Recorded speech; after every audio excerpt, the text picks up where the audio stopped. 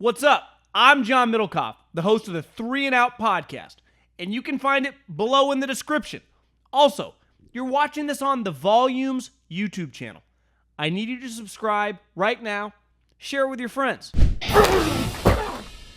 I'm at 49er practice today, and I'm watching Trey Lance, first day of pads. Now, I was at practices last year. I saw him, and watching him now, to me, it's a lot different this year than last year because he's now the starting quarterback. The Niners have a bizarre situation going on. Jimmy Garoppolo is on the team, but he's not really on the team, yet he's around the team, rehabbing and eating in the facility. It's weird. It just is. They can claim it's normal because he's a good guy. And listen, I have a lot of respect for Jimmy acting pretty normal because a lot of quarterbacks would demand their release. From what I heard, the scuttlebutt and the buzz around practice, like Jimmy's cool with it all. Jimmy is a good soldier. He doesn't want to ruffle feathers. He's cool with playing it out. I find that pretty bizarre, but whatever. I mean, to each his own. He's cool with it. Who am I to say? But I thought out there at practice today, first day in pads, they did some red zone. Trey Lance struggled. A lot was happening very fast. And you start realizing, like, part of the way you get better at anything, I'm a much better podcaster now than I was 5 years ago. Just like anyone listening, if you're in sales, you're probably better at sales now at 34 years old than you were at 26 when you started. You get better with time. And think how many quarterbacks in college football get to start 2 or 3 years and get a ton of reps under their belt. Think about C.J. Stroud's going to be a multi-year starter. Bryce Young, multi-year starter. Caleb Williams, several-year starter. Will Levis. All these guys that are going to get drafted this year or next year are going to have several seasons starting. Trey Lance played 1 season at FBS where his team was dramatically better than the majority of teams he was playing. Like, dramatically better. It's one thing when you play at Alabama or Ohio State, you're still playing good teams every single week. Like at the FBS level, if you play for the best team, there's a big difference between North Dakota State and UC Davis or North Dakota State and Weber State. To me, that gap is much wider than Alabama against Kentucky or Alabama against Tennessee. And then this guy's season was wiped out.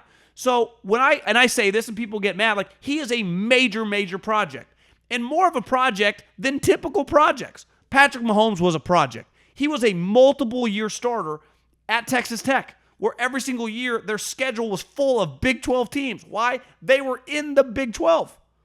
Josh Allen, to me, has become this ultimate outlier. I don't even think it's fair to compare anyone to him. But like Lamar Jackson was also a project. Lamar Jackson was a several-year starter at Louisville. Like, the amount of reps you get in college, I think, is underrated.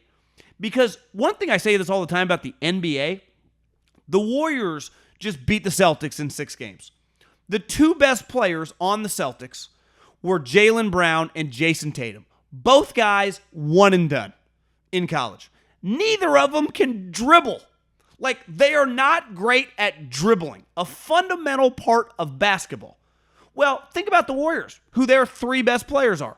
Draymond Green, 4-year player, Michigan State. Klay Thompson, 3-year player, Washington State. Steph Curry, 3-year player, Davidson. Think about the fundamental reps they had before they even got to the pros. And I'm watching Trey Lance going, it's going to take some time. Now, he's very lucky, a lot like Mahomes. He gets to enter a great team. They have star players everywhere in their prime, under contract, littered at every position. But, like, you watch a guy, you go, yeah, it's going to take him some time. You know why? It should. This is a very, very difficult game, and the amount of reps this kid has is minuscule, even relative to the majority of young players in the league. I mean, looking back, Mitch Trubisky is a good example. Now, if Trey Lance turns out to be Mitch Trubisky, the Niners have a major problem. But, like, ultimately, when Mitch got drafted by the Bears, he was a 1-year starter. And anytime you're a 1-year starter, like, I'm sorry, you're just not getting the reps. And to me, there's a different level of reps when you're the actual starter and you're repping with the ones all off season. You play the games. The other thing, I was like looking at Jimmy Garoppolo, who came from a Division I AA program. He was a 4-year starter in college. His last couple years, he was throwing like 550 times a season. Just attempts. The reps matter. Anything you do in life, experience matters. That's how you improve. So this notion with Trey, how good is he going to be? I got no clue. It's August 1st, his 2nd year of his career. He started 2 games. He's a work in progress, which most young players are, but he's got a long way to go. And that's part of the reason you pay. And I never have a problem. And I saw Mike Tomlin say this on the Pivot podcast weeks ago. Like, I want to be able to, whenever I hear like, oh, this guy can't do this guy can't do that, like a lot of times that's a coaching issue. Why do we get paid all this money? Kyle Shanahan makes $12-13 million. He's the offensive coordinator. Like, it's a good problem to have. Like, I want my head coach to be, that's why I want him to be the offensive play caller, because when my quarterback is a project, you can work on him. The Bills got a little lucky that their offensive coordinator, which they had a lot of success with, stayed for 4 years. The development of their young quarterback. The Chiefs, one of their greatest attributes is their head coach is their play caller. He ain't leaving. So they can lose OCs. It doesn't matter. As long as they got Andy with Patrick, they're good to go. And you can say the same thing with McVay and Stafford, and now, I always forget his name, the dude with the Bengals and Joe Burrow. Like, I like my offensive coordinator to be my head coach and to coach the quarterback. I mean, now they don't technically coach the quarterback every individual rep, but ultimately that's their baby. Because if the offense is your baby, the quarterback ultimately is your baby. And I think Trey benefits a lot from the simple fact that the 49ers are a running team. They're not going to try to throw it 35 times a game. That is not their coach's style. A lot like Bill Belichick last year with Mac Jones, you can live running the football early on in your career. So I think Trey, being a massive project, going to a good team, is very lucky that that team is equipped to handle him. But there's going to be struggles. Watching the Jeter doc, like, it wasn't super easy for him, even though his first year it actually went pretty well once he made it to the big leagues. But to get there, it took him several years in the minor leagues to figure out how to play defense. I think he led like rookie ball in errors. He was like, it was embarrassing, but it is what it is. Because at the highest level of anything really competitive, there should be a struggle. This stuff is really hard. It is not easy. And it's not going to be easy as the 49ers and Trey work through this. He's just lucky to have a star wide receiver. Ayuk's damn good, and George Kittle, and the best left tackle in the league, and Juszczyk, the best fullback in the league, and million running backs. So all this talk about him, like, yeah, it's a work in progress. That's football with young players that had no college reps. The Deshaun Watson thing. First and foremost, the league made this decision to go to an independent arbitrator because everyone, myself, yourself, the players, the teams, were tired of Roger being the guy, being the hammer, being the judge, jury, and executioner. So he did it. He did not make the ruling of 6 games. This Sue Robinson lawyer judge lady did. So everyone's immediate reaction is, and mine was too, 6 games? What the, you know what? The NFL had nothing to do with it. Now, the ball is in the NFL's court. And let's face it, the Deshaun Watson, and really his agent, Dave Mulgeta, and the Browns threw up a massive double middle finger to the entire league. They did a deal with a guy who was under a massive contract. Remember, the Houston Texans extended him for a lot of money. He was making over $30 million. They basically tore up that deal, redid a deal that was unprecedented in the NFL. $230 million, every single penny guaranteed. But then the first year of the deal, there was only $1 million owed to Deshaun Watson. So whether he got suspended 1 game or the entire season, Deshaun Watson was only going to lose a tiny percentage of his overall contract. $1 million of the $230 million. So they rigged the deal, which if I was in their shoes, I would have done it too. Like, I don't necessarily blame them, but if I was in the NFL shoes, I would not be happy with that. And clearly the other teams aren't happy about that. I think the situation is an easy one for Roger Goodell. Because even I saw someone tweet it out in Sue's breakdown, in her conclusion of the case. And again, most of us, I definitely am not a law guy, watch some law shows, but just a ag business, and some stupid other master's degree from Fresno State that means nothing. So I can't pretend to understand the law, understand the legalities, understand all this stuff. But we all have, if we follow the football or follow pro sports, have a pretty good idea how this stuff works. And she used a line that said this was the most egregious act in the NFL. I don't want to screw this up, actually. It's too good of a line. And basically her wording was, this was really, really bad. Here was her exact wording. Mr. Watson's pattern of conduct is more egregious than any before reviewed by the NFL. Think about that statement. Just think about the last 2 decades of the NFL. we have seen some crazy shit. We've seen it all. I mean, literally everything has happened possible for guys to get in trouble. Deaths, DUIs, murders, the Ray Rice situation, Greg Hardy situation, the gun running, cocaine running. There is nothing in the last, you could go less than that, 15 years, that we have not seen in the National Football League. Now, I've always contested, believed, and it's just a fact, those guys that are involved in those actions are the outliers. The majority of the guys in the NFL are good guys, are do the right thing guys. And then a large percentage of them are super high-level guys, people that could work anywhere, just very impressive human beings. But the lowest percentage, the bottom 2-3% that have gotten in trouble over the years and just questionable characters, are bad. But welcome to society. That's the way the world works. But to say that Mr. Watson's pattern of conduct is more egregious than any before reviewed by the NFL, that is insane. So we all know that we don't know the details. This is a he said, she said deal. And I never try to guess in those situations. Why? I got no clue. You got no clue. None of us were there beside him and the 30-plus massage therapist. But like I said, all those women, something weird happened. The guy had an issue, right? It's like, come on, Deshaun. And I love that Tom Pelissero put out today that Sue mandates that that Deshaun has to use the Browns massage therapist. Can you imagine being the Browns massage therapist? Like, I don't want to touch the guy. Now, in all seriousness, they're going to give him a man. Like, Deshaun Watson is going to have a male massage therapist moving forward from the Cleveland Browns. Like, that's a fact, Jack. But ultimately, it's such an easy one for Roger Goodell. A guy that makes so much money, I think most of us don't even think he cares what people think of him in public perception. Even though there's a human element to all of us, I don't think the majority of human beings, even the guys that kind of yearn for it, want to be hated. We don't mind. I guess some people, more than others, kind of like the pushback, like people to be against them. It motivates them. There's another thing to be hated by, it felt like, a lot of people, and that's what Roger Goodell, the camp that he fell under. I think this one, and I would imagine if I was playing devil's advocate to what I'm about to say, is the NFL got this independent arbitrator because they don't want to deal with this stuff anymore. They do not want to deal with it. They just want someone in the legal realm to give their decision, and then they just stand by it. And it's kind of like, hey, guys, this is what everyone wanted. Talk to Sue, even though no one's going to talk to Sue because she's not going to talk. So it's an easy one for them. But for this one specifically, given the quantity of the amount of massage therapists that came after him, I don't see how you're Roger Goodell. You suspend him for a year. To me, it's pretty easy. And ultimately, financially, it does nothing to Deshaun Watson. He loses $1 million. So you're not like, quote unquote, screwing him financially. To me, that would be the move.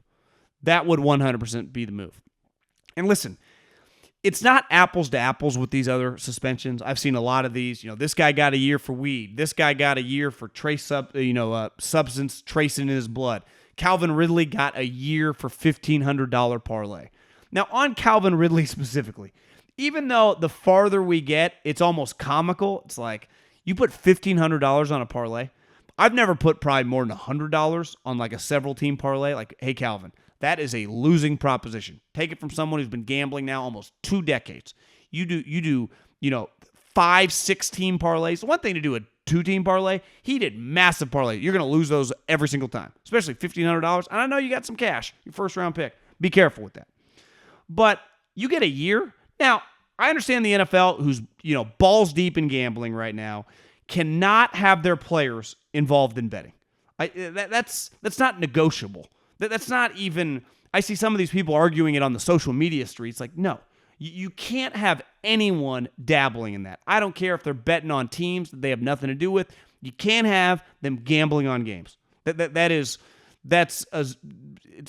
not tolerable. So I think that is ultimately why they immediately dropped the hammer on him. But when you see he got a year for betting $1,500 on a whatever 7-team parlay that involved like the Jags, which is even crazier, and Deshaun gets 6 games for this situation, which, let's face it, if you're, over 30 years old and you've been following sports for a little while, this situation is pretty unprecedented. We've seen a lot of guys get into situations, sexual assault, whatever, questions about them. From Kobe to Zeke to Roethlisberger, we've seen individual situations. Never at this quantity. Not even close. This is pretty insane. Like, it got to the point where it's like, listen, Deshaun, who in their right mind is supposed to give you the benefit of the doubt on this one? And I just think that this is an easy moment for the NFL to boot him for the year. I really do. And you'd be like, well, what about last year? No, he chose to sit out last year, and he got paid. Again, I don't care whether a guy gets paid or not. It doesn't impact my life at all. But last year, he was not suspended. He chose to quit on the Texans. Let's call a spade a spade. And Deshaun Watson now, I think, has officially become a major pain in the butt of the league, of the Browns. Like, this situation, with time, things aren't as bad. Like, in 5 years, it always feels the worst at the moment. Like, if ultimately he sticks on the 6 games, in 5 years, if he wins an MVP and wins a bunch of playoff games, are we going to talk about this nonstop? Probably not. But let's face it, Roethlisberger was synonymous. Like, a lot of people called him Rapelessberger for a long period of time. Still, basically till his career ended. A lot of people were always taking shots. Same thing with Kobe. Like, I don't know if you truly ever shake this, but I don't know. This situation has just been one of those drip, drip, drip. It won't stop. And now I think the NFL is in kind of a precarious situation, even though I think their ultimate decision should be pretty easy. Just give them a season. And speaking of quarterback contracts, right? Kyler, it's not an opinion. Kyler's team thought he was lazy. His team thought he was lazy. No one brought that up till his team did and put it in the contract. Deshaun, and he got $231 million and $160 guaranteed. Deshaun was in the middle of one of the craziest lawsuits, civil suits we've ever seen, and got $230 million guaranteed. And neither one of those guys have an MVP. Kyler doesn't have a playoff win. In his one playoff game, it was one of the biggest just quit jobs we've ever seen. Deshaun has played well in the playoffs. I vividly remember watching the playoff game a couple years ago, him and Hopkins going nuts against the Bills. Deshaun Watson has been better, obviously, than Kyler Murray. But factoring in the off the field, Lamar Jackson, who is more accomplished regular season player than both, right? MVP, resurrected a franchise. You could say Deshaun kind of did too, even though they were pretty competitive before him, but he's much better than any quarterback Bill O'Brien had. I'm not disputing that. And Lamar has not got paid like those guys. But unlike Deshaun, zero off the field issues. And unlike Kyler, no one, and I know people in the Ravens questions how hard he works, how much he cares, how good of a leader is, how much everyone likes him within the building. He's beloved in that building. So he's a positive inside the building. He's a positive outside the building. Zero issues. And he's been awesome on the field just for the franchise. I've said over and over, I don't know who's giving advice. Clearly, he's not really getting much. Because under no circumstances should he be participating in these practices. All the guys that want to get paid now, hold in. Holding out makes no sense. You get fined, you can't give it back. Show up, stand there on the side. Then you put the pressure on your team. But to me, Lamar, after these two guys got paid, I'd be like, come on, guys. What are we doing? This guy, every massage therapist in Texas, and this other guy won't watch. You got to put it in his contract to watch film. Those are kind of my comps, right? I'm a better version of Kyler. I'm kind of like Deshaun. Like that's the world I'm in. And you're not paying me yet? And we're still arguing over a contract? Like, the number's the number. 160, 170 guaranteed right now. And honestly, if he wanted to make a stink, Deshaun, he got 230. How am I not getting 230? But even if he wants to be a good guy, hey, 165 million guaranteed, deals right now. But I'm not taking another snap in practice. I'm not doing you favors. The older you get, you realize when you're young, you don't have that much leverage. And I just speak for myself. Maybe some people are killers in business. I was always a little frightened was the wrong word, but you're kind of nervous to fight for yourself when it comes to financially with the company or your bosses or whatever. The older you get, you realize, especially, once you go through some shit, you're like, if you don't fight, no one's going to. You got to draw a line in the sand every once in a while. If you want to get paid, if you want to get a certain deal, if you're negotiating whatever you're negotiating, whether it's a house, whether it's equity in a deal, whether it's for a salary, Like, you got to have some balls on you. And sometimes you got to make decisions that aren't the easiest and make people uncomfortable, including yourself. But here's what I know about Lamar Jackson. He's got leverage on his side. They need him, and he's earned it. And the other two guys that got paid recently, Kyler and Deshaun, like, what are we even talking about? He on and off the field, he's not comparable to those guys. So I think he's going to eventually, he cannot go into the season. I think he's nuts to be participating in practice. We're not talking about 10, 20, $30 million. We're talking about $160 to $170 million. Guaranteed. Every penny. Like, think of how many people you know that own businesses, that if you told them, like, hey, man, you could sell your business for $25 million, like what they would do. $50 million, $80, $100 million, $170 million. He doesn't have to pay out other employees. It's just himself. So I think he's nuts. I would stop practicing immediately. The wide receiver market. One thing's clear, these guys are really valuable. Like, their market value in the league, in a passing league, is really, really high. And when you get these guys that are dominant players, they're just going to get an astronomical amount of money.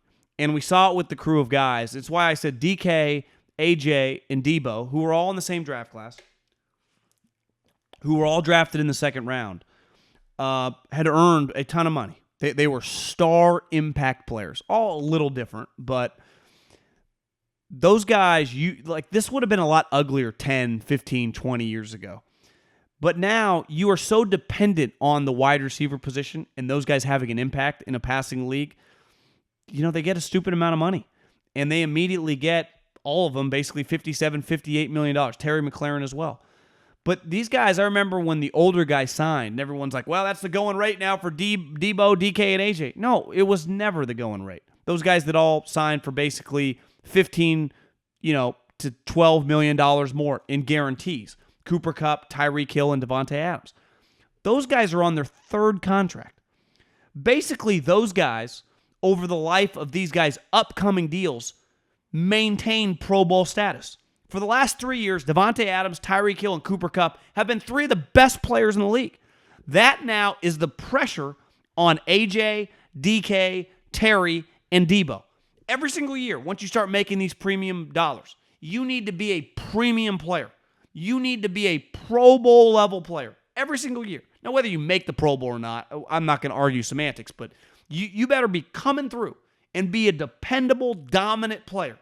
That is now the pressure on that crew of guys to maintain that level of play. Because the reason Tyreek, the reason Devontae and Cooper Kupp all got $68 to $75 million guaranteed is because the last 3 or 4 years, those guys have kicked the shit out of everybody.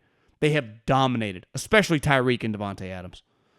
And that now is the pressure on these guys. Like Deebo Samuel, we need you to be a dominant player. It's going to be harder for DK, who's going to be his quarterback.